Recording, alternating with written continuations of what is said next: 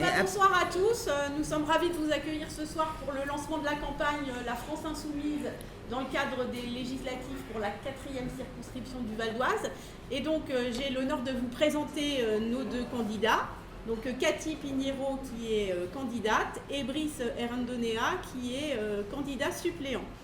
Alors deux mots pour que vous sachiez à qui vous avez affaire. Donc Cathy Pignero est mère de 4 enfants. Elle est formatrice et elle a été très engagée depuis longtemps. Elle est toujours très engagée. Donc un parcours de militante altermondialiste à Greenpeace, ATTAC, engagée aussi en tant que présidente de la FCPE dans sa commune et activiste aussi dans le réseau Sortir du nucléaire dans le cadre des activités autour de la COP21. Voilà, et de nombreuses actions. Et donc Brice, qui habite Hermont, qui est ingénieur à l'université au niveau des logiciels, qui est aussi militant activiste et qui a participé, qui a développé aussi de nombreux engagements politiques depuis ces dernières années. Voilà, maintenant je vous laisse présenter votre projet et puis on laissera la parole aussi à la salle pour poser des questions et ouvrir un débat. Merci. Merci beaucoup Nathalie. Notre directrice de campagne, Nathalie. Alors, je vais vous lire une petite déclaration d'intention. Je ne l'ai pas apprise par cœur, hein, désolée.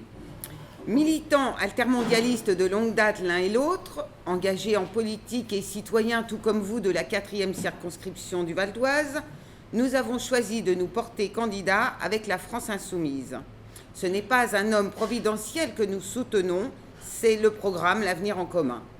Ce programme résonne des profondeurs de l'humanité et nous fait entrevoir d'autres possibles pour la société de demain. C'est un programme novateur et rassembleur. Il a été élaboré collectivement par et pour des citoyens. C'est ce qui le rend crédible à nos yeux. Ce programme a été validé lors de la Convention de Lille en octobre 2016 avec un public tiré au sort.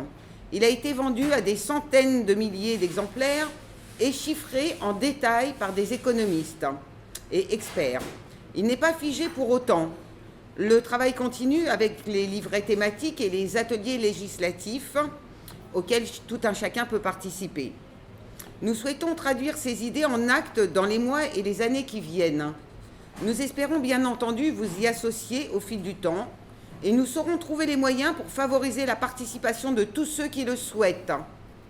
Nous jouerons notre rôle de députés, mais rien n'est possible sans la mobilisation directe des citoyens.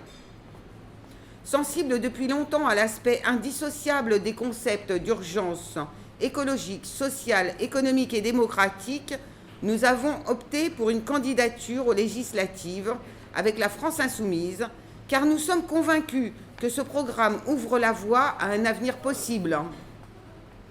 Le travail de nombreuses équipes, des groupes d'appui, des experts, des militants, nous garantit aujourd'hui un niveau de réflexion rarement égalé et nous permettra la mise en place d'une politique solidaire et progressive.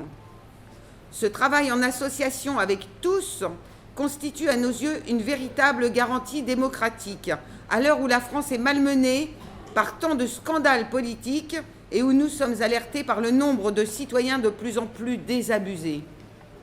Nous souhaitons reconstruire un véritable service public digne du XXIe siècle, mettre en œuvre une sécurité sociale à 100%, augmenter le SMIC, obtenir l'égalité des salaires, lutter contre la pauvreté, offrir les moyens d'une véritable éducation, lancer une planification écologique, favoriser le commerce local et solidaire, abaisser le temps de travail et l'âge de la retraite. Nous savons maintenant que tout cela est réaliste, finançable et réalisable par le biais d'une véritable révolution fiscale. Nous comptons sur votre sens de l'humain pour nous aider à redistribuer équitablement les richesses et pour redonner ces lettres de noblesse à notre humanité tout au long de notre mandat. Soyez assurés que chacun y trouvera sa place et qu'un avenir en commun est vraiment possible. À ceux qui prônent l'austérité, la peur, les crises économiques, Nous répondrons par la force citoyenne et par des projets dignes et solidaires dans lesquels tous les hommes pourront se retrouver.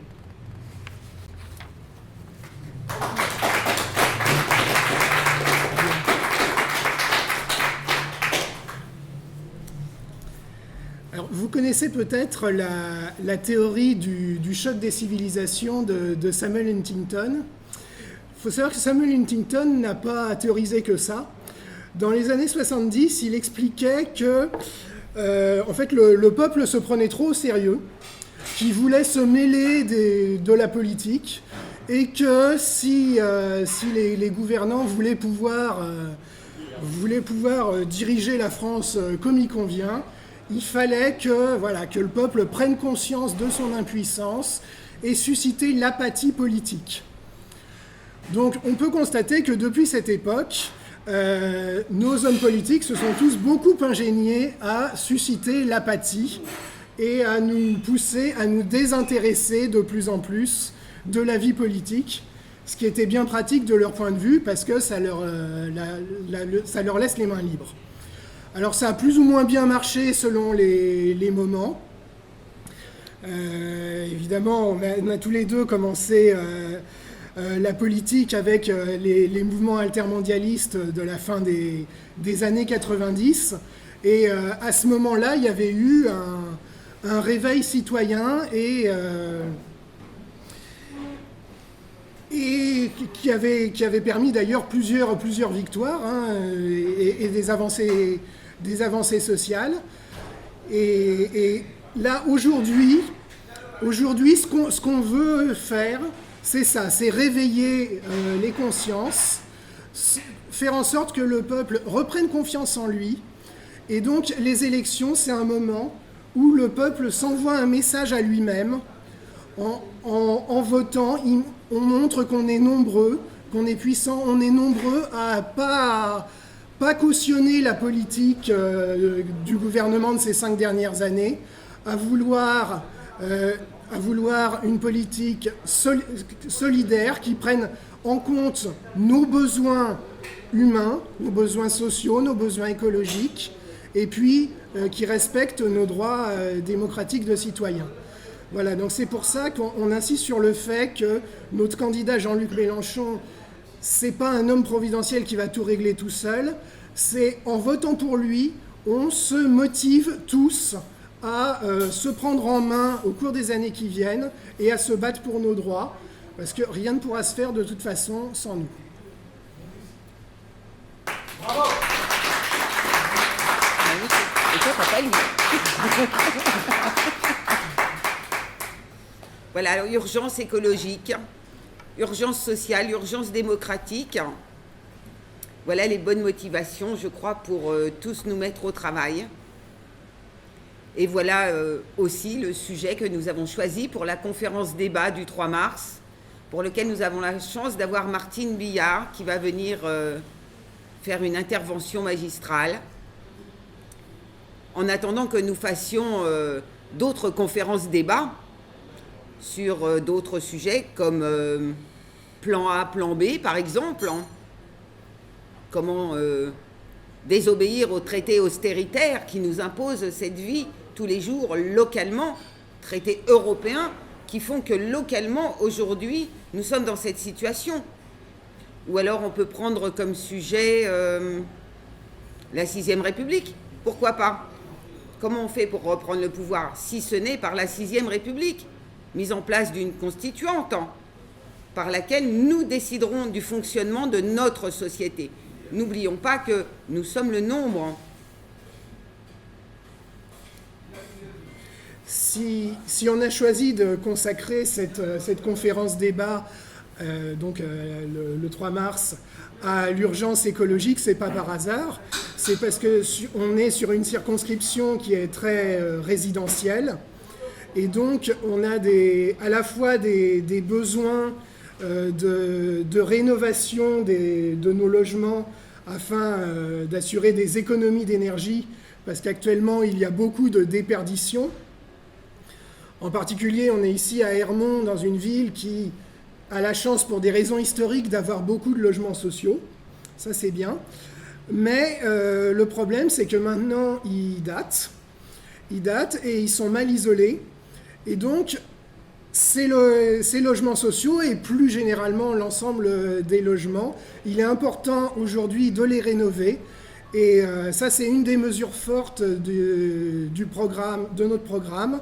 C'est vraiment consacrer des moyens publics à la rénovation du bâti, ce qui permet d'une part à nous citoyens de vivre dans de meilleures conditions, dans un logement bien isolé, d'éviter de perdre de l'énergie et de polluer la planète. En plus, ça fait des économies financières, ça allège les factures. Et puis... Et surtout, ce sont les pauvres qui payent le plus cher, voilà, puisque ce sont les pauvres qui habitent dans ces logements, parfois jusqu'à insalubres. Hein ? Ben oui. Donc, c'est ceux qui ont le moins de moyens qui doivent payer le plus cher l'énergie. Faut pas oublier, hein. Et puis, en reprenant l'urgence sociale, on a une véritable catastrophe depuis quelques années. Tous les services sociaux qui ferment, quoi. Hein, les hôpitaux, tout le monde est au courant de l'hôpital de Montmorency. Il n'y en a plus. C'est bizarre quand même, hein, parce qu'il était toujours plein, hein. Il fonctionnait bien. Mais non, il n'y en a plus. Ils ont regroupé, soi-disant. Mais ils n'ont pas fait le double à Aubonne, hein. Et surtout pas le double de médecins. Parce que vous allez à Aubonne, j'en ai fait l'expérience, vous restez 12 heures sans voir un médecin et sans soins, hein. Ça, c'est une expérience vécue. Vous avez les centres de sécurité sociale qui ferment. Alors là, on a un article du mois de janvier, de la Gazette, justement. Merci, monsieur. Voilà, du mois de janvier, qui nous signale qu'à Saint-Gratien-Deuil-la-Barre, l'assurance maladie va fermer. Ouais, mais ça ne suffit pas. À la fin de l'article, on nous dit, par ailleurs, d'autres agences du département vont également fermer, notamment à Franconville et à Hermont. Eh bien, voyons, on continue. Le commissariat d'Aubonne, il n'y en a plus. La police de proximité, ça ne sert à rien, tout le monde le sait, hein. Il vaut mieux des caméras. Mais les caméras, c'est pas très humain, hein, quand même, hein. Et il faut voir au conseil communautaire le budget qui a été proposé, mais c'est phénoménal, c'est en millions d'euros pour des caméras. Et après, on nous dit qu'il n'y a pas de moyens pour avoir de la police de proximité. Moi, je trouve ça un petit peu limitant. Il y avait les postes. Les postes, qui c'est qui n'a pas vu son bureau de poste fermé ? Quand même, il y a quelque chose qui ne va pas. Dans l'enseignement, à l'école, les professeurs qui manquent, qui ne sont pas remplacés.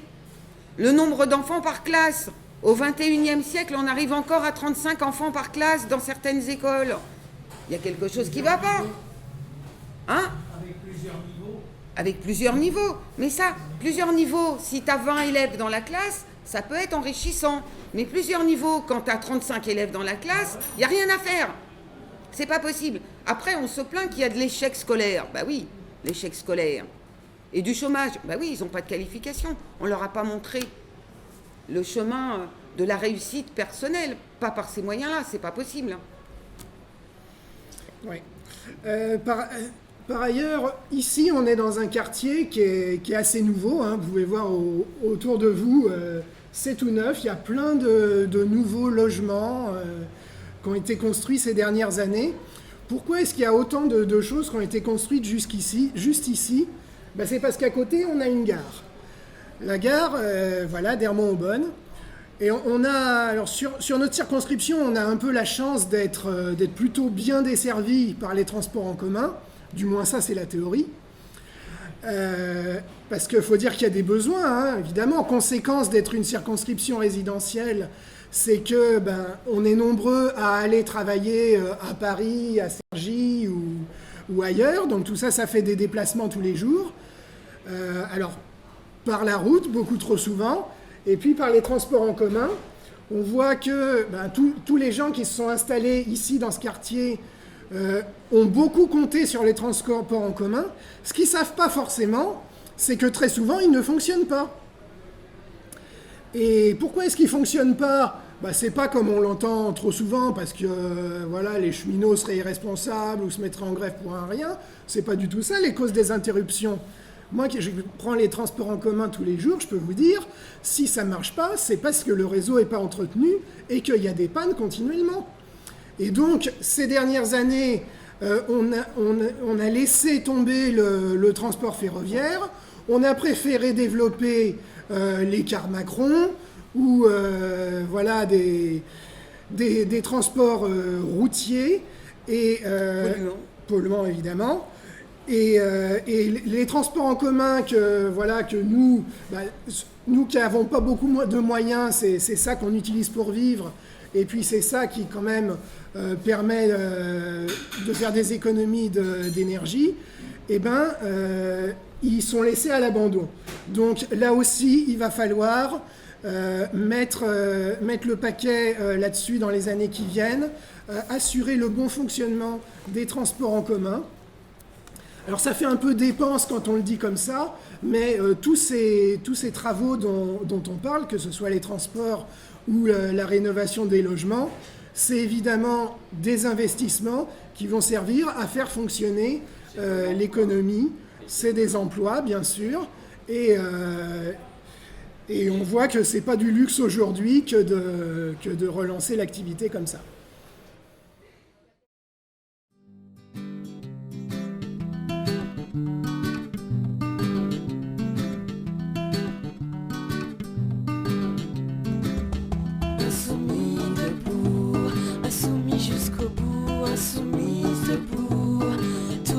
Avec nous, insoumis debout, insoumis jusqu'au bout, insoumis debout.